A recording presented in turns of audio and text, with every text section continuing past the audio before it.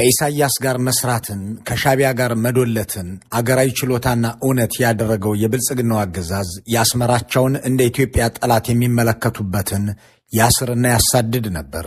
የኤርትራን መንግስት ስትሰልሉ ነበር ብሎ የቀድሞ የደህንነት መስሪያ ቤት ሰዎችን ባልደረቦች ላይ ክስ መስርቷል።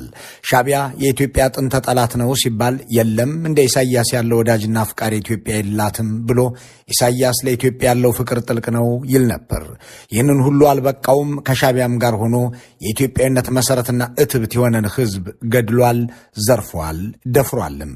የኤርትራን ሰራዊት አስወጣው፣ በግዛትህ ገብቶ የራስን ህዝብ እየገደለ ብቻ ሳይሆን እያፈነ ወደ ወታደራዊ ማሰልጠኛው ሳዋ እየወሰደ ነውና አስቁም ተብሎ በኢትዮጵያውያን ብቻ ሳይሆን በዓለም መንግስታት ሁሉ ሲጠየቅ፣ በአውሮፓ ህብረት፣ በአሜሪካና በእንግሊዝ ሲለመን የለም በራሱ መሬት ላይ ያለ ነው እያለ ሲናገርና ለኤርትራ ሲከላከር ኖሯል። በዚህ ብቻ ግን አልበቃውም። የኤርትራን ሰራዊት ወንጀል ዘግባችኋል ብሎ ጋዜጠኞችን ከማሰሩም በተጨማሪ ኤርትራን ተችታችኋል ብሎ የፖለቲካ ሰዎችን ከመወንጀሉም በዘለለ አንድ የመንግስት ጋዜጠኛንም ከስራው አባሯል። ጋዜጠኛው የፋና ቴሌቪዥን ባልደረባ የነበረ ነው። በዚያ የጫጉላ ሰሞን ጋዜጠኛው በአፍሪካ ረዥም ዓመታት የገዙ አምባገነን መንግስታት የሚል ይዘት ያለው ፕሮግራም ሰርቶ አስተላለፈ። ከነዚህ አምባገነን መሪዎች ውስጥ የኢሳያስ ፎቶም በስክሪኑ ላይ አብሮ እንዲታይ ተደረገ። ብልጽግና ይህንን ጋዜጠኛ ያባረረው ወዲያውኑ ነበር። ኢሳያስ አምባገነን አይደሉም ወዳጅ እንጂ ተብሎ ጋዜጠኛው ስራውን አጣ። በእርግጥም ከሻቢያ ጋር መስራትና መተባበር ለዚያውም በራስ ሀገር ላይ ለመጨከን ተገቢና ትክክለኛ ነገር ነው ብሎ የወሰነውና ያደረገው ብልጽግና ነው።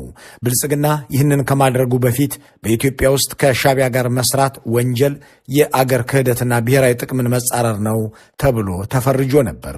የለም ከሻቢያ ጋር መስራት ኢትዮጵያን መታደግ ነው፣ የኤርትራ መንግስት ለኢትዮጵያ የጨለማ ዘመን አጋር ነው ብሎ የተናገረውም የሰራውም ብልጽግና ነው። ይህንን የመሰለ አገራዊ ክህደትና ባንዳነት የፈጸሙ ጠቅላይ ሚኒስትርና መንግስት ያሉት ብልጽግና ሰሞኑን አንድ መረጃ ይዞ እያራገበ ነው። በሱዳን ውስጥ ፋኖ፣ ህወሓት፣ የኦሮሞ ነጻነት ሰራዊትና ሻቢያ ተገናኙብን የሚለውን መረጃ እንደ ትልቅ ኃጢአት በአሜሪካም በአፍሪካም በሚኖሩ የስቱዲዮ ቅምጦቹ እያስጮኸው ነው። ከሻቢያ ጋር መስራትን እንደ ተገቢ ነገር እንዲቆጠርና እንዲታይ ያደረጋችሁት እናንተ ብልጽግናዎች አይደላችሁምን ብሎ የሚጠይቃቸውን ሰው ደግሞ ባንዳ ሊሉት ይሞክራሉ። በእርግጥ ሱዳን ውስጥ ተገናኙ የተባሉትና በብልጽግና ጦርነት የታወጀባቸው የኢትዮጵያ የፖለቲካ ኃይሎች የሰሩት ስህተት ምንድን ነው? መገናኘታቸው ስነውር የሚሆነው እንዴት ባለ ሁኔታ ነው? ዜና የሚሆነው የጋራ አገርና የጋራ ጠላት ያላቸው ኃይሎች ባይተባበሩ እንጂ ሲቀናጁማ ዘገያችሁ እንጂ ስህተት ሰራችሁ ሊባሉ ይችላሉን?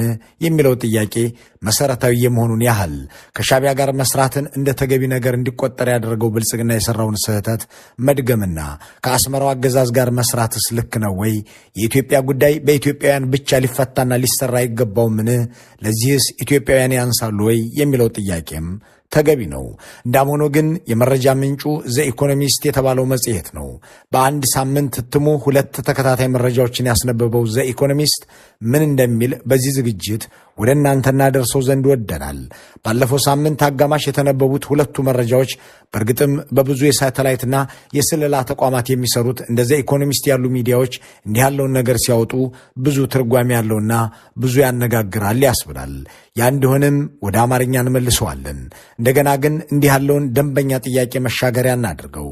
ብልጽግና ሻቢያን ይዞ የኢትዮጵያን ሕዝብ መግደልና መዝረፍ ተራ ነገር ወይም ኖርማል ጉዳይ ካደረገው በኋላ የትኛውም ጸረ አብይ አህመድ ትግል ከየትኛውም አካል ጋር ቢቀናጅ ነውር የሚሆነው በማን መስፈርት ነው? ሻቢያ ለኢትዮጵያ የማይጠቅም ከብልጽግና ጋር ተባብሮም አሁን አገሪቱ የገባችበትን መቀመቅ የፈጠረ ጸረ ኢትዮጵያ ኃይል መሆኑ የተረጋገጠ ሆኖ ሳለ ብልጽግናዎች በምን ሞራል ሌሎችን ከሻቢያ ጋር በመተባበር ወንጀል ይከሳሉ የሚለውን ጥያቄ እያሰላሰልን ወደ ዘኢኮኖሚስት ሪፖርት እንለፍ። ከመጣጥፎቹ አንዱ ኢትዮጵያ እንደገና ሌላ ጦርነት እየሸመነች መሆኑን የሚያነሳ ሲሆን፣ ሁለተኛው እንዴት ይቁም የሚለው ላይ ያተኩራል። ስለ ጦርነት ዝግጅት የሚያነሳውን በማስቀደም እንጀምራለን። Does Ethiopia face greater threats from abroad or from within? Just a few weeks ago, it was potential war with Eritrea causing the most concern. ጦርነት የለም ማለት የቶክስ ድምጽ አይሰማም ማለት አይደለም። እውነታ እውነተኛ ፍትህ ካልተረጋገጠ በማንኛውም ሰዓት ጦርነት ሊፈጠር ይችላል። ኢትዮጵያ ከራሷም ከጎረቤቶቿም ጋር ልትዋጋ ነው የሚለው ጉዳይ የመገናኛ ብዙሃን አጀንዳ ነው። ዘኢኮኖሚስትም ተመሳሳይ ይዘት ያለውን ጽሑፍ እንዲህ ሲል ይንደረደርበታል። አሰቃቂው የትግራይ ጦርነት በአሜሪካና አጋሮቿ ጥረት በተፈረመ ውል እንዲቆም ተደረገ።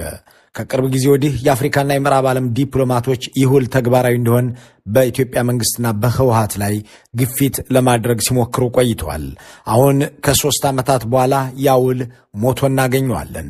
ባለፈው ጥቅምት 27 አብይ አህመድ በይፋ ውሉን ጥሰውት የድሮን ጥቃት ፈጽመዋል ሲል ህወሓት ከሷል። ይህ የሆነው ደግሞ የፌዴራሉ መንግስት የሚደግፋቸው የትግራይ ተወላጅ ታጣቂዎች በአፋር ክልል መሽገው ጥቃት ስለሰነዘሩ ነው። አብይ አህመድ የክልሉ በጀት ለሰራዊቱ እየዋለ ነው በማለት እየከሰሱ ናቸው። ባለፈው ጥቅምት 18 በፓርላማ ባቀረቡት ንግግራቸው ማንም አያቆመኝም ብለዋል። እሳቸውን ተከትለው ብርሃኑ ጁላ ህወሓት ካልጠፋ ኢትዮጵያ ሰላም አታገኝም ሲሉ ተደምጠዋል። የትግራይ ጄኔራሎችም የሚመጣውን ጦርነት ለመዋጋት ዝግጁ መሆናቸውን እየገለጹ ናቸው። ከዚህ በኋላ በትግራይ ከተማ መቀለ በባንኮችና ሱቆች ደጃፍ ላይ ሰልፍ በብዛት ታይቷል። ይህ ሁሉ ሁኔታ ከ2013 ጦርነት በፊት የነበረውን የሚያስታውስ ነው። የሰልፉ ዓላማ ብር ፍለጋ፣ ሸቀጥ ሸመታ ነው። አዲሱ ነገር አሁን አብይ አህመድ የትግራይ ተወላጅ ታጣቂ ቡድን ማግኘታቸው ይመስላል። ባሳለፍነው መጋቢት የቀድሞ የጊዜያዊ መንግስቱ ፕሬዝዳንት በጄኔራሎች ድጋፍ ከትግራይ ከተወገዱ በኋላ ጸረ ህወሓት ሚሊሻዎች በፌዴራሉ መንግስት እንዲደራጁ ተደርጓል። በተደጋጋሚ ከቀድሞ ጓዶቻቸው ጋር ተታኩሰዋል። ሁለተኛው አዲሱ ለውጥ በኤርትራና ኢትዮጵያ በኢሳያስና አብይ መካከል የተፈጠረው ነው። አብይ ወደብ እፈልጋለሁ ካሉ በኋላ ሁለቱም ወዲህና ወዲያ ሆነዋል። ጠቅላይ ሚኒስትሩ የተነሱት የባህር በር ፍለጋ ብቻ ሳይሆን በኤርትራ ህልውናና ነጻነት ላይም ጥያቄ ምልክት አድርገው ነው። እናም ለጦርነት እየተዘጋጁ መሆኑን መደበቅ ተስኗቸዋል። ባለፈው ጥቅምት የኢትዮጵያ የደህንነትና የመከላከያ ባለስልጣናት በኤርትራ ድንበር 70 ኪሎ ሜትር ርቀት አሰብ ወደብ አቅራቢያ ጉብኝት አድርገው ተመልሰዋል። የሳተላይት ማስረጃዎች የሚጠቁሙትም ከቅርብ ጊዜ ወዲህ በዚህ አካባቢ የሚገነባው የድሮን ቤዝ እየተስፋፋ መሆኑን ነው። በኢትዮጵያና በኤርትራ መካከል ይህ አይነት መፋጠጥ ከተወለደ በኋላ የኃይል አስተላለፍ ለውጥ ይከሰት ዘንድ ግድ ሆኗል። በሁለቱ ሽኩቻ ውስጥ ትግራይ ሳንዱች ሆኗል። የህወሓት ሰዎች አብይ አህመድን የትግራይ ዋና ጠላት አድርገው ይቆጥሯቸዋል። እናም በባለፈው ጦርነት አያሌ ጥቃት የፈጸሙትን ኢሳያስ አፈወርቂን እያገኙ ነው። የኤርትራና የትግራይ ወታደራዊ ኮማንደሮች ለተከታታይ ጊዜያት ከ1 ዓመት በላይ ይገናኙ ነበር። እኛ ዘኢኮኖሚስቶች ባልደረቦቻችንን በዛላምበሳ አቅራቢያ በቅርቡ አሰማርተን ነበር። የኤርትራ ወታደሮች የትግራይ ታጣቂዎች እያዩቸው ከወዲህ ወዲያ ሲሉ ተመልክተናቸዋል። በዚያው በኢትዮጵያ ድንበር ውስጥ የኤርትራን አቅፍ አገልጋሎት ሲሰጥ አስተውለናል። በኢትዮጵያና ህወሓት መካከል በትግራይ ምድር ጦርነት ከተጀመረ ኤርትራ መጥታ ታግዛለች ተብሎም ይጠበቃል እያለ የሚቀጥለው ዘኢኮኖሚስት ይኖራል ያለውን የኃይል አስተላለፍ ለውጥ ወደ መተንተን ይገባል። Eritrean President Isaias Afwerki has warned neighbor Ethiopia against launching a new war between the bitter foes. ይህንኑ የአብይና ኢሳያስን የጦርነት ዝግጅት ከሚዘግቡት መካከል አንዱ የሆነው ዘኢኮኖሚስት ሲቀጥል እንዲህ ይላል። ከ2015 ጀምሮ አማራ ፋኖ በአብይ አህመድ ላይ አምጿል። በተለይ ባለፈው መስከረም በምስራቁ የአማራ ክልል ውስጥ የፈጸሙት ጥቃት አስገራሚ ነበር። አንድ የቀድሞ የመንግስት ጄኔራል አዲስ አበባን ያስበረገገ ጥቃት ብለውታል። በዚህ ጥቃት ላይ ፋኖ ምናልባትም ከኤርትራና ከህወሓት ድጋፍ አግኝቶ ሊሆን ይችላል። በቅርቡ የትግራይ የአማራ ወታደራዊ አዛዦች እንዲሁም በኦሮሚያ ውስጥ የሚንቀሳቀሰው ታጣቂ ኃይል በሱዳን ተገናኝተው መክረዋል። የምክክራቸው አጀንዳ የጋራና የተቀናጀ ወታደራዊ ጥቃት ማካሄድ የሚለው ነው።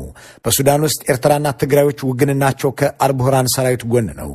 ኤርትራ የአልቡርሃንን ኃይሎችና ለሳቸው የሚታመኑ ታጣቂዎችን ታሰለጥናለች። የሱዳን አውሮፕላን በኤርትራ አስመራ ሲያርፍ ታይቷል። በርካታ የትግራይ ሰራዊት አባላት በሱዳን ውስጥ ከአልቡርሃን ወገን ሆነው ተዋግተዋል። በተለይም ካርቱምን በመያዝ ረገድ ረድተዋል። ይህ ሁሉ የሚጠቁመን በኢትዮጵያና ኤርትራ መካከል ጦርነት የሚቀሰቀስ ከሆነ ህወሓትና ኤርትራ ከአልቡርሃን ድጋፍ እንደሚያገኙ ነው። እዚህ ጋር በሱዳን ጦርነት ላይ እየተሳተፉ ያሉ የውጭ ኃይሎች ሚናቸው ይመጣል። የአብይ አህመድ ካዝና የሆነችውና የውጭ አጋሯ የተባበሩት አረብ ኤምሬቶች የፈጥኖ ደራሹ ኃይል አዝማች ነች። አብይን ወደ ኤርትራም ላታዘምተው ትችላለች ለማለት ግልጽ ነገር የለም። ግን አብይ ኤርትራ ላይ ውጊያ ቢከፍቱ ሻቢያ በሱዳን ውስጥ ለአልቡርሃን የሚያደርገው ድጋፍ እንዲቀንስ ስለሚያደርግ ሊጠቅም ይችላል ተብሎ ተሰልቷል። አንድ ዲፕሎማትም ይህንንማ የተባበሩት አረብ ኤሚሬቶች ውጋ እንጂ ውረር እንጂ እያለች እየገፋፋችሁ ነው ይላሉ። እዚህ ጋርም ግብፅ ትነሳለች። የአብይ አህመድ አንዳንድ ተቃዋሚዎችን ለማስታጠቅ የሚያስችል ግንኙነት ከኤርትራ ጋር በማድረግ ወዳጅነቷን አጠናክረዋለች። በቀጣይ ምን ይሆናል የሚለው ጠቃሚ ጉዳይ ነው። ምዕራባውያን ዲፕሎማቶች አዲስ አበባና ኤርትራን ለማነጋገር እየጣሩ ናቸው። ይሁን እንጂ ሁለቱ ሀገሮች የሚያካሂዱት የውክልና ጦርነት እየተካሄደ ነው። ይህ የዘ ኢኮኖሚስት አንደኛው ጽሑፍ ወደ አማርኛ ሲመለስ የሚሰጠው ትርጉም ነው። የብልጽግና የሚዲያ ቅምጦች ጫፉን ይዘው ያራገቡት ጉዳይም ይሄው ነው። ምን ይደረግ፣ ጦርነቱን እንዴት እናስቀረው የሚለውን የመጽሔቱን ጽሑፍ ግን ሲወያዩበት አይስተዋሉም። በብልጽግናዎች ዓለም ጦርነት እንጀራ፣ የሰው ደም ማፍሰስ ምስ ነውና ይህንን ጉዳይ ለማስቀረት ምን መሰራት አለበት በሚለው ላይ ምክክር እንዲደረግ አይወደድም። ሃው ቱ አቮይድ አፍሪካስ ኔክስት ዎር የሚለው ጽሑፍ ግን ጠቃሚ የጦርነት ማቆሚያ ነጥቦችን ይዞ እናገኘዋለን። አንድ አሜሪካዊ ዲፕሎማት አብይን አግኝተው የሰጡትን ማስጠንቀቂያም ስምና ጊዜን ጠቅሶ ያስነብበናል። ወደዚያው እናምራ። ከጥቂት ዓመታት በፊት ሻቢያን መተቸት በኢትዮጵያ ውስጥ በእስር ያስቀጣ ሕይወትንም ያሳጣ ነበር። አሁን ግን ነገር ከተቀየረ በኋላ ሻቢያ ጋር መስራት ባንዳና ባዳ የሚያባብል ሆኗል። ይህንን ጉዳይ እየተመላለሰ የተሳለቀበት ዘ ኢኮኖሚስት የአዲስ አበባና የአስመራ ጦረኞች ወደ ውጊያ እንዳይገቡ ምን መደረግ አለበት፣ ማን ምን ያድርግ የሚለውን ሲተነትን ዋናዋ ልታስቆማቸው የምትችል ደግሞም ብቸኛ ሀገር አሜሪካ ነች በማለት በትግራይም ሆነ በኤርትራ አብይ አህመድ የሚለኩሱት እሳት የማይለበልበው ሰው እንደማይኖር ሲገልጽ እንዲህ ይቀጥላል። በትግራይ ላይ የሚካሄድ ሌላ ጦርነት ካለ መቅሰፍትነቱ ለተጋሩ ብቻ ሳይሆን ለመላ ኢትዮጵያውያን ነው። የሚሰፋና የሚስፋፋ ደግሞ መላ አገሪቱን ብቻ ሳይሆን በጠቅላላ አፍሪካ ቀንድን የሚያዳርስ ነው። አካባቢውንም የቀውስና የስርዓት አልበኝነት ማዕከል የማድረጉ ነገር ሳይታለም የተፈታ ነው። ይህ ጦርነት የአካባቢው ሀገራት ሳይሆን የውጭ ኃይሎች መሳሪያም እንደሚሆን መታወቅ ይኖርበታል። በተለይ የአረብ ሀገራት ይህንን ጦርነት የውክልና መፋለሚያቸው መድረክ ማድረጋቸው አይቀርም። ይህንን ጦርነት ለማስቀረት የተሻለ ብቻ ሳይሆን የላቀ ዕድል ያላት አሜሪካ ነች። ይቺ ሀገር እነዚህን ተፋላሚ ወገኖች ወደ ውጊያ እንዳይገቡም ሆነ ወደ ውይይት እንዲመለሱ ለማድረግ አቅሟ አላት። ከሷ ውጪ ሌላ አቅም ያለው አንዳች የለም። ኢትዮጵያ የ130 ሚሊዮኖች ሀገር የተከፋፈለም ነው። አብይ ወደ ስልጣን ከመጡበት ከ2010 ጀምሮ ደግሞ በመላ ሀገሪቱ ብሔር ተኮር ታጣቂ ኃይሎች እንደ ጉድ ተባዝተዋል።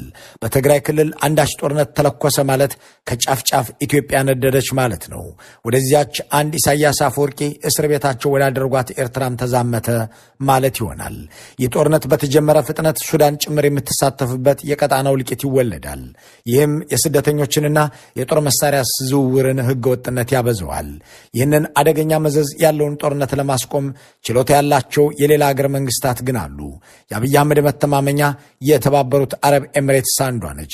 ኤርትራና ግብፅ ባሳለፍነው ዓመት የተፈራረሙት ወታደራዊ ስምምነት አለ። እነዚሁ ሀገራት ሳውዲ አረቢያን ለማካተትና ግንባር ለመፍጠር ያደረጉት ጥረት ከፍ ያለ ነው።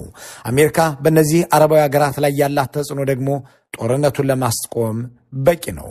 አብይና ኢሳያስ በየግላቸው ከአሜሪካ ጋር ለመወዳጀት ያላቸውን ጉጉትም ለሰላም መፍጠሪያነት መጠቀም ይቻላል። በ2013 አብይ አህመድ ትግራይ ላይ ውጊያ ሲያካሂዱ አሜሪካ ድጋፍ ነበራት። ከዚያ በተቃራኒ ሁኔታ ግን አሁን ተቃውሞ እያሰማች መሆኑ በመነገር ላይ ነው። አበረታች በሆነ መልኩ የአሜሪካ ዲፕሎማቶች ይህንን የአብይን ጦርነት እቅድ እየተቃወሙ ናቸው። ባሳለፍነው መስከረም የዶናልድ ትራምፕ የአፍሪካ ጉዳዮች አማካሪ ማሳድ ቡሎስ አብይ አህመድን አግኝተው በኃይል ጦርነት አካይጄ ወደብ አመጣለሁ ማለቱን ተው ብለዋቸዋል። የትግራይ ጄኔራሎችንም ማዕቀብ ሊጥሉባቸው እንደሚችሉ አስጠንቅቀዋቸዋል። እናም አሜሪካ፣ ግብፅ፣ ሳውዲ አረቢያና የተባበሩት አረብ ኤሚሬቶች ኢትዮጵያና ትግራይ ጦርነት እንዳያመጡ ይልቁንም የሰላም ስምምነቱን እንዲያከብሩት ግፊት ማድረግ አለባቸው።